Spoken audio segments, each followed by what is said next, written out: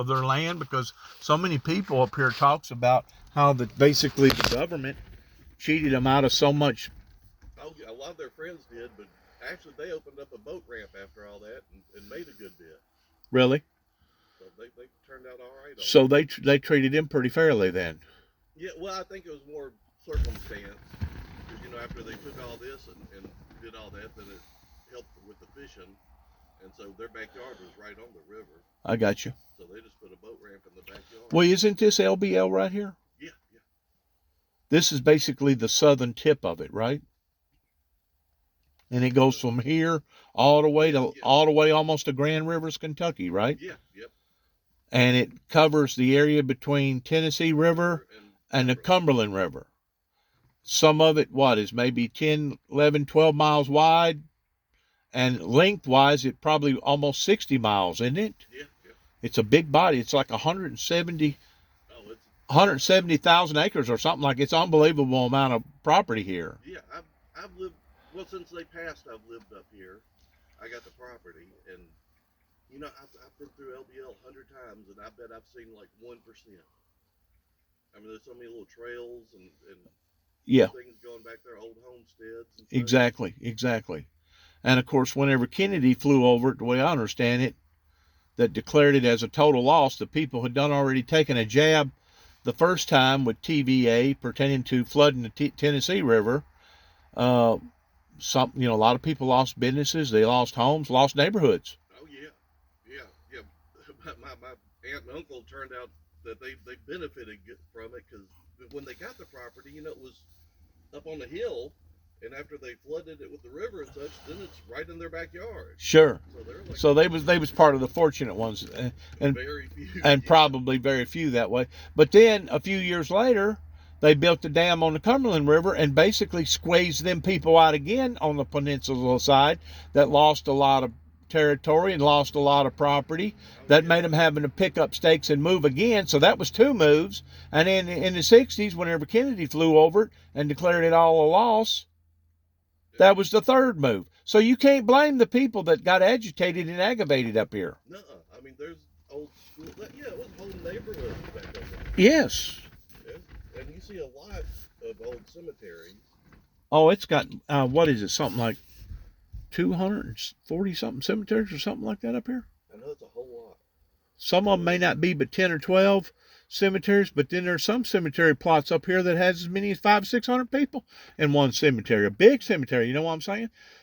And I will say this about the people in Kentucky that live here: they assign different people. I think they have like a brigade every summer that goes back to those cemeteries and cleans them up, mows them, and maintains them, and make sure that they don't just turn into wildlife. Yeah. A lot of families still keep up the cemetery. And some people still get buried up here, don't they? Yeah. Every once in a while you see a new grave up there. Uh-huh. I'm not sure how that works, but yeah, I need to look in that myself. My family was mainly from like the Memphis side, around Memphis, and we've got I know 3 family cemeteries up there. And my cousins keep up 2, and I help with them 1. And they're, a couple of 100 years old. They're not in very good parts of town anymore.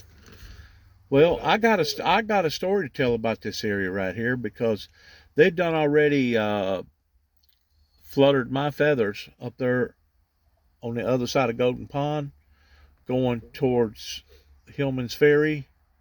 Just this side of Hillman's Ferry, about 7 or 8 miles, there's a turnoff to the left-hand side. It goes down by Sugar Bay. Okay, I know where Sugar Bay is. Okay, off Sugar Bay, go all the way down almost to end where Sugar Bay Park is down there. There's a legal road that goes off to the left-hand side. I think it's 141 or 142.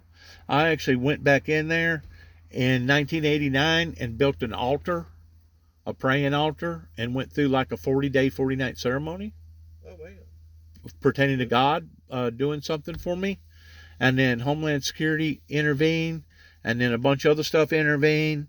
And then there towards the last, I had to basically duck and dodge, because kind of like playing dead man's bluff, because every time I'd stand up with the message, everything would attack me at the same time. You know what I'm saying? And I'd basically have to hunker down and wait a few months or a few years before I could stand back up. And then in 2007, I come back up to LBL, and my dad was still living at the time. I'm from around Weakley County. And I let him know, which now I know I never should have let him know. But as I'm going into LBL coming from Florida, he gets on the telephone and calls them up here and tells the authorities up there, I guess it's up there around the law enforcement agency up around Golden Pond, that my son is coming up there on a cop by suicide mission. Stop him at all costs. Oh, good Lord. So you can only imagine whenever They're all over you then. Yeah, they was all over. As soon as I got up there, they detected my truck up there around the cowboy area up there, Mm-hmm. where the cowboys go. What is that, Wrangler's Campground? Yeah, yeah. And they pulled me over and they occupied me on the side of the road for about 3.5, 4 hours. Good Lord. Yeah, I know once you get the park rangers' attention around here, Mm-hmm. out there, they don't let you go. Once you get on their radar screen, and they didn't. They come up there and busted up my campsite, because at the time, whenever I come back down here in 2007, compared to what I done in 1989, in 1989, this area was being run by TVA and the Corps of Engineers. Now, the way I understand it, that the Corps of Engineers still runs the Cumberland Riverside. They're still in control of the Cumberland Riverside over there, because there's a lot of little byways and offshoots where you got parks and stuff right next to the waterway. Well, the Corps of Engineers is in control of that. Yeah, I know this side it's TVA and This side, WRA. This side was the TVA and the Corps of Engineers, but in the year 2000 it changed, and now they've turned it into a federal park. Huh. Yeah, I know. I'm not sure about this side of the road, but I know the side we're on, it's all TWRA and TVA. Yeah. I mean, and it's It's considered a federal park, and the reason why that it's a federal park is because Tennessee and Kentucky joins together, and that was basically the only way to do it without having two different agencies. keep it all together. Right. I know ours, it's You'd have to have a Tennessee agency, and then you'd have to have a Kentucky agency. So rather than do that, they just turned it into basically a federal park. I know ours, they came and they resurveyed all the land, and they do it by elevation. I'm not sure what the rules are with that, but they basically own my backyard. They don't come keep it up or cut the grass or nothing. And, I can use it as I see fit, but you can't put anything permanent on it. Right. Like, because they're still in control. Yeah. They're still in control, what, about 60 feet from the water's edge? Going inland? It goes by the elevation, really. Is that what it is? Yeah. It's so if you're below the elevation, they're still in control of it. All of it then.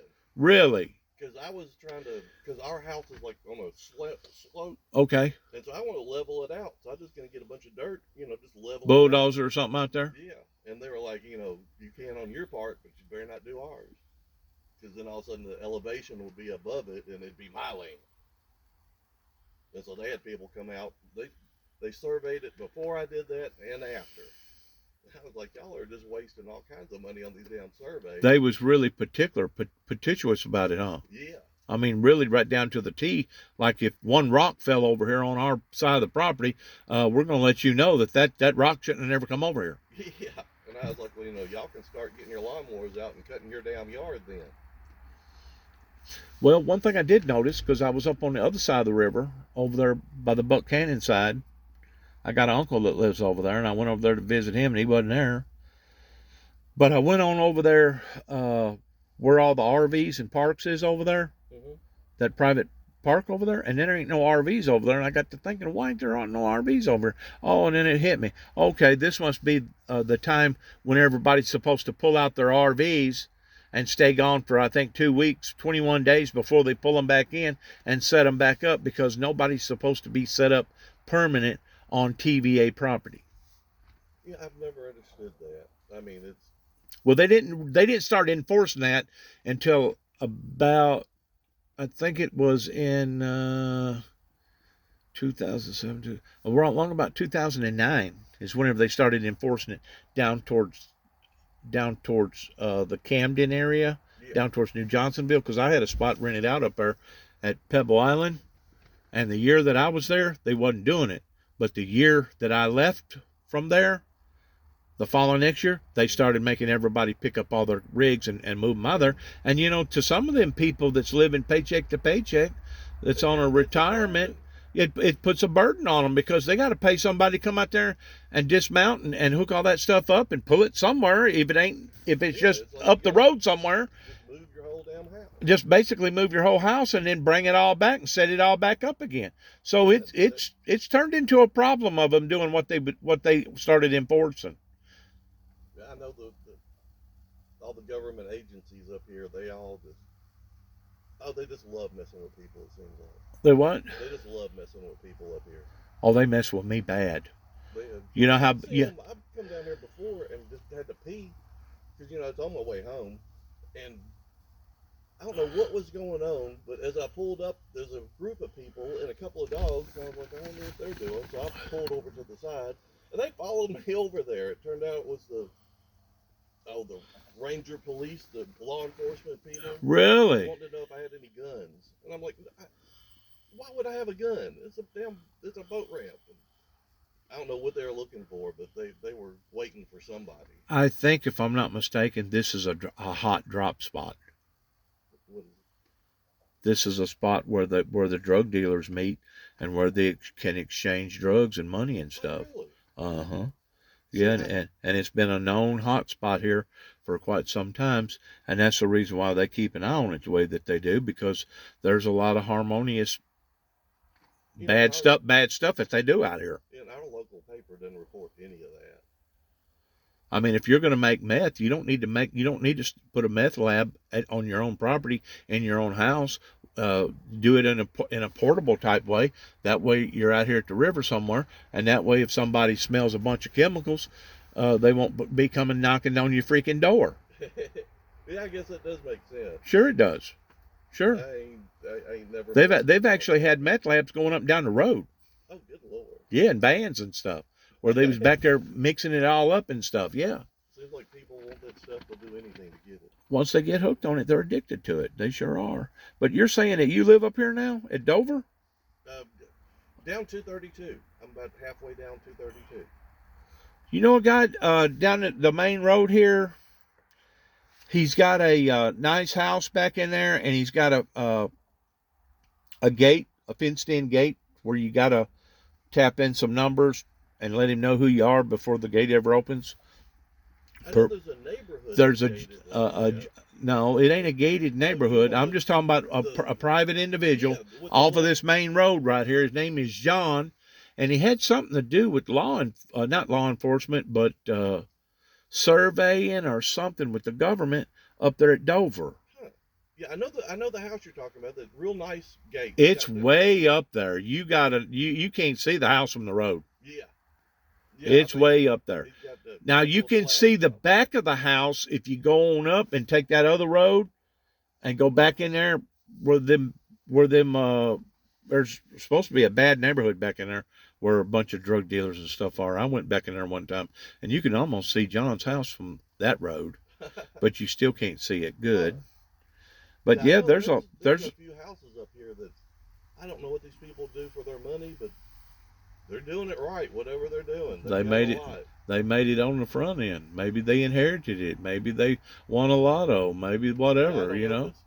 Maybe they was in the military or something, got a good retirement or something. I mean, there's people like just on the other side of us, and I bet it's $1 million houses. Oh yes, yes sir. John probably lives in $1 million house. I mean, if you got enough money to put in a nice long driveway, probably a couple 1,000 feet or whatever, with a freaking gate that you got to punch in the serial numbers in to get in there. Yeah, he's got some money. Somebody's got some money. Yeah, there's people with some money. But you know for a fact, testimonies, hearing various people of how that people got burnt and hurt, because back then, whenever they would survey land. They basically surveyed it just by stepping it out. 100 steps this way and 100 steps that way. And some of them, they claim that the government paid for 10 acres, but in reality, they probably had more like 12 or 15. Yeah, no, I wouldn't doubt it. The people up here, they just. And plus, the government only gave them pennies on a dollar whenever they made everybody leave out of here. I think no one get what it was worth, especially if you consider, what it'd be worth now with the wildlife and fishing. Exactly. Some of these lots up here now off the river would probably bring a quarter to $500,000 just for the lot. A 4 or 5 acre lot would bring that. You know it? Oh yeah, I saw. We got up here and they had this little. It's scrub land. It's land we couldn't do nothing with because it was surrounded by a floodplain and then the river and the TVA. It was like my aunt had her garden there. It was the size of about this cemetery. And I was like, screw it, let's get rid of it because I'm tired of paying taxes on it. And we sold it. And one of the neighbors bought it. I got $70,000 for that thing. And I was like, you gotta be, I'm figuring like 5, maybe 7, thousand. And no, he real quick. And I think he underpaid for it, really. Really? It's amazing on how much the land is worth around here now. You get anything with a lakefront view, and shoot. Well, Dover, if I'm not mistaken, about 2/3 of all their commerce is motivated around the TVA and around the river and stuff. Oh yeah. As far as taxes and stuff. Yeah. As far as getting good, generating good tax money from these areas around here. Yeah, that's about it. Is a little bit of tourism and hunting and fishing. That's it. Is the river real low on the Cumberland Riverside? Have you seen it lately? Haven't been through it lately. I mean, it wasn't. It's low, but it's not too low. This river over here is lower than what I've ever seen it. Yeah. It's. I guess they're keeping it down to help with the Mississippi traffic. Well, I think they dropped a couple foot out of it to help the Mississippi traffic, the way I understand it. It's the lowest I've seen it in a long time.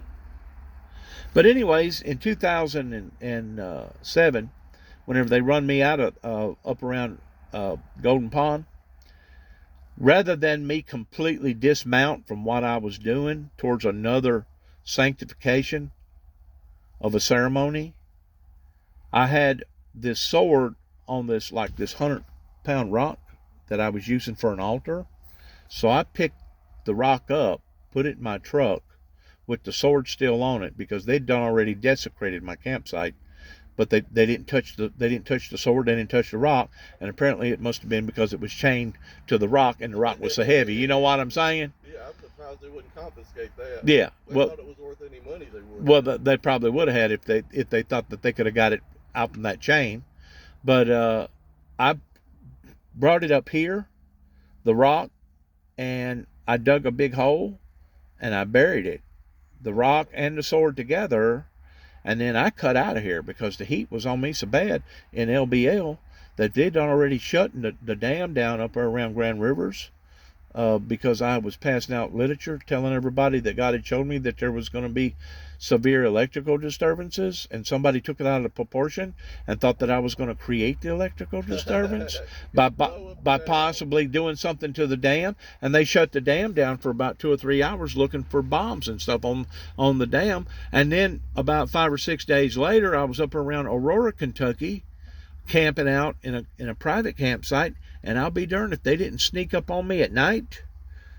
It was like 2 state troopers, 2 TVI guys, an FBI guy, 2 cops out of Mayfield, Kentucky, and a supervisor of all places, launched on a little campsite up there while I was sleeping in a tent and interrogated me for about 3 hours towards wanting to know if I had any intentions towards wanting to blow up the Kentucky Dam. And once that happened twice within a week, basically within 10 days, God showed me. He said, these people are out to get you. They don't want you up here doing what you're doing.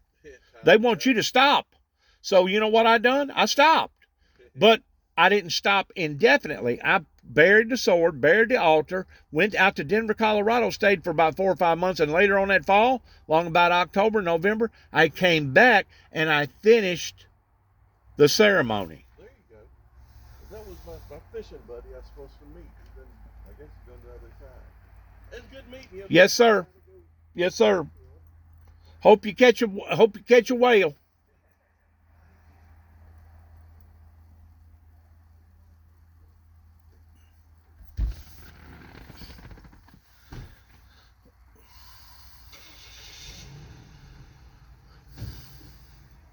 I messed that guy up. He had somebody down here with a boat, and he was talking to me, and the guy drove by, going back to the main highway. Now he's going to have to run him down, or call him or something. Maybe he come up here and just didn't think that he was going to show up. But I don't know why he come up here to the cemetery. There's a cemetery right here. There's a cemetery right there. A cemetery. And that's part of the original Land Between the Lakes people. There's a lot of cemeteries up here. Let me see, I got my camera pointed the wrong way. You can't see the cemetery if you got the camera the wrong way. See the cemetery? But there's a lot of cemeteries up here. And I found one that had like 3 graves. And one of the graves, I guess the casket had busted through, and you could look down into the hole and see the skull. And I let Gary Hawkins know that I'd run up on this grave and explain to him where it was. And I don't know if they went up there and dug up the grave or what they done, but it was a pretty big deal towards finding a cemetery way out in the middle of nowhere. And believe it or not, that is done routinely around here, because families that had moved in and start living on the land, somebody would die, and rather than get on a horse and buggy and drive for miles and miles and miles to find a preacher and have a regular funeral, they just bury them in the backyard or the front yard, wherever that it was. This is all wooded area up here. Right there's the Tennessee River. And of course, if you go in that direction, which is going east, the way the sun comes up, going towards Clarksville, another probably 8 to 10 miles, you'll hit Dover, Tennessee.